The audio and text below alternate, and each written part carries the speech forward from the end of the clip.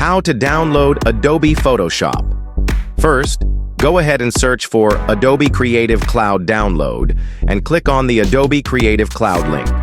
Once it opens, download the Creative Cloud. After downloading, install it by clicking on Continue, and you'll see the installation progress. Skip any questions that come up, and once the installation is complete, open up the Creative Cloud.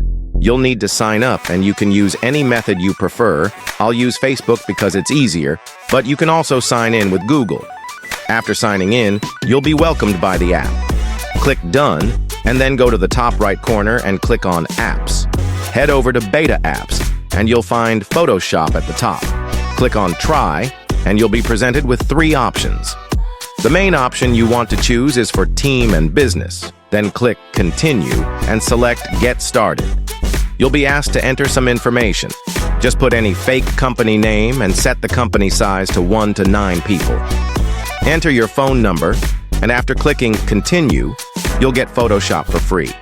Then click Install, and you'll see Photoshop being installed in the corner.